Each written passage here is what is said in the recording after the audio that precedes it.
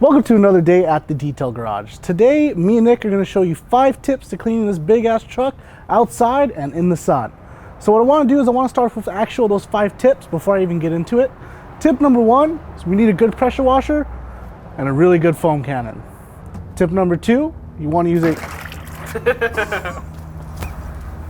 I saw it happening and... Can we use that? How did that happen? Tip number 2, we need a Big MoFo to clean the sides of this truck because I don't know exactly what I'm dealing with on the side and to the top. Tip number 3, we're gonna use our pole brush. So this pole brush is gonna allow me to get the tops of this car and make sure not to contaminate the top with anything that's on the bottom. So if you look really closely, you'll see all this dirt on the bottom, grime, from all the off-roading this truck's done and all the car shows that this truck's done. So we really don't want to contaminate the top from the bottom. Tip number 4, we're going to use a extreme body wash and wax, which is a very lubricated soap. The other cool thing about this soap is that it actually has a wax in it. So if you come close, you'll actually see that this soap looks a little funny. That's because there's an actual huge amount of wax in here. Some people wanted to truly have a wash and wax soap. This is the answer and this is the soap. It also has a really cool grape smell. Tip number 5 is we're going to use afterwash. Teamed up with a really good towel. That's going to make sure to dry this truck really fast and make sure to limit the water spots we're going to get because we are in the sun. So what we'll do is we'll go straight into the job. I'm going to get everything set up. As you can see, our pressure washer is already set up. We have a wheel bucket set up. We have 2 buckets set up, one with clean water, one with soap. I haven't put the soap in it, which I will do, but we do have to start off with everything and put the dirt traps in there. So we'll put some dirt traps in. When you do put these in, don't put them in straight down because then you'll just capture all the air bubbles. You actually want to put them sideways down and then push them down to the bottom. These dirt traps do fit any 12-inch bucket, so don't worry if you don't have these buckets, it will fit, but these buckets are a little bit more cooler looking. From there, I'm going to get my soap bucket ready. All I need is an ounce of soap in here.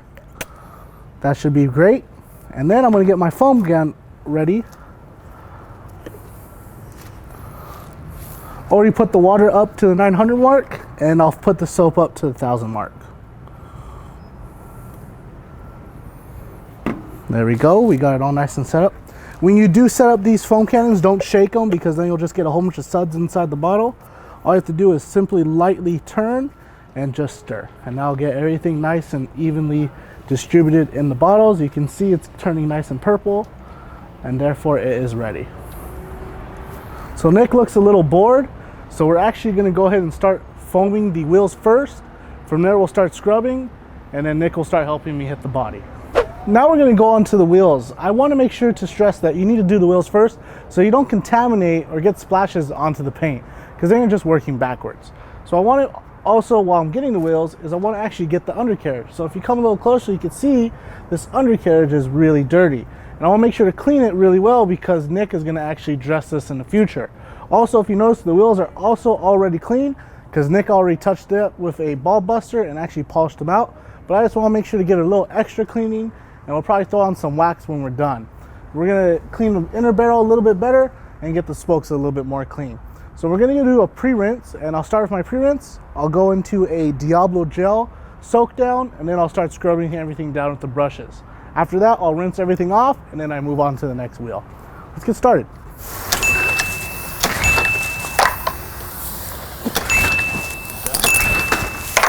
Is it off or on? Can't see.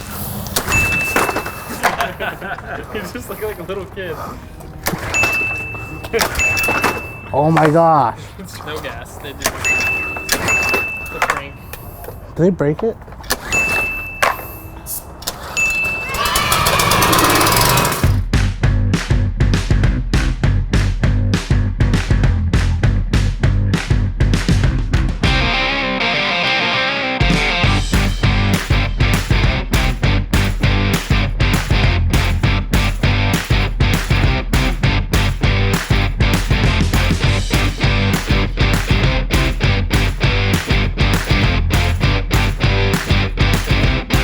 Got everything degreased and now I just want to throw in a layer of foam so that when I'm scrubbing I have an extra layer of protection so I'm not rubbing in any dirt.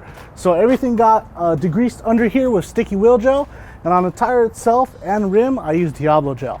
Now all I need to do is take my nice stiff brush, get my tire scrubbed down, and this brush is going to really make sure that I get all that grime out of the knobbies, and also make sure this tire looks clean, so when I dress it, it looks beautiful. So you can see that foam really helps pick up a lot of the dirt, and teamed up with an excellent degreaser, it makes this tire look really clean when I give it a rinse off. I'll get my second brush, which is my soft bristle, and I'll simply just glide over the face.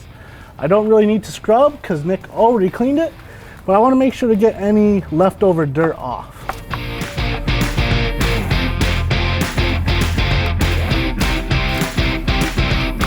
And then I'm going to get my third brush, which is my long handle. This is going to help me scrub the undercarriage.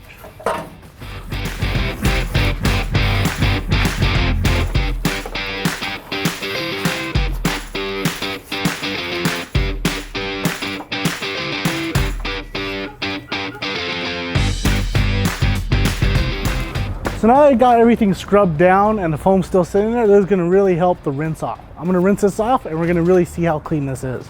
Come on, baby. Let's go first try. Come on, baby. Just get it off, so there we go.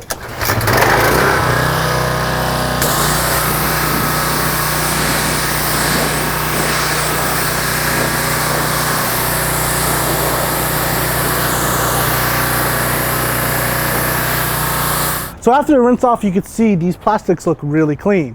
The reason why we want to get these plastics really clean is because when we dress them, it's going to last a lot longer and this dressing is going to stick a lot longer. The reason why we want to dress these is because this truck is raised. Just like most trucks, you can actually see underneath and see all the suspension. It looks really ugly when all that stuff looks dirty. Also, a dressing is going to help resist a lot of the UV rays that hits it, and it's going to help keep the dirt off. Plus, your truck looks really nice and new. What I'm going to do is I'm going to go on to the next wheels, do the same process, and then we're going to start into the body.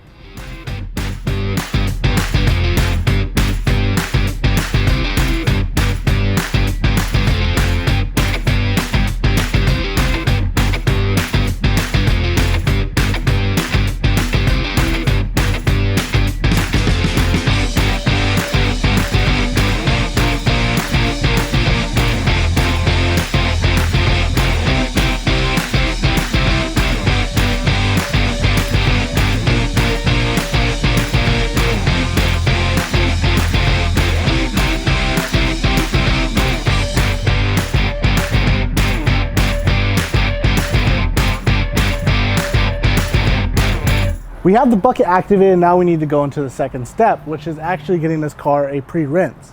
So what that's going to do is going to loosen up any dirt that's just sitting on the top of the surface, so when I do run my Big MoFo or my broom across it, it will not actually scratch. It's going to minimize the chances of me scratching this vehicle. So it's pretty simple to do, you just simply rinse it. Right after that, I'll go into the foam. Nick is actually going to grab the Big MoFo and do the sides while I grab the mop and I'll knock out the top. This makes sure that we don't cross-contaminate and take any of the heavy dirt that's on the sides and rub it up on the top. So let's get started.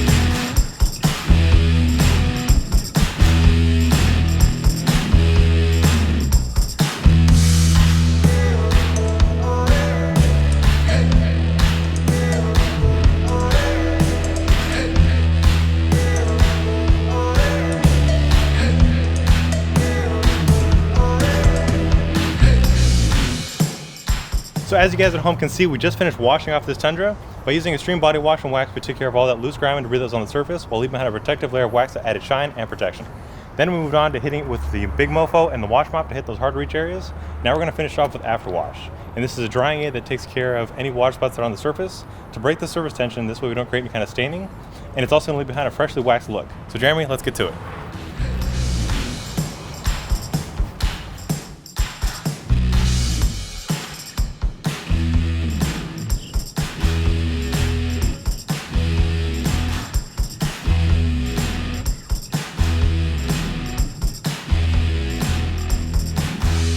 So to conclude our story, me and Nick did a couple things. We started off with tip number 1, which was using a good pressure washer and a good foam cannon. After that, we went into using tip number 2, which we used extreme body wash. The chemical is very important to getting a really good effect. In step 3, we went into using our mop brush and a Big MoFo to make sure to clean the whole body and not add any additional scratches or marring into the paint. Step 4, we used afterwash. Afterwash really helped the water bead. It also helped add a nice waxed look to this vehicle. Step 5, me and Nick, we used the elegant edgeless towels. And after that, that really helped get us all dried up and getting this truck look basically like it's been waxed and super dry. He's gonna go to the next step. I'm gonna head home. Nick, thanks for helping me out.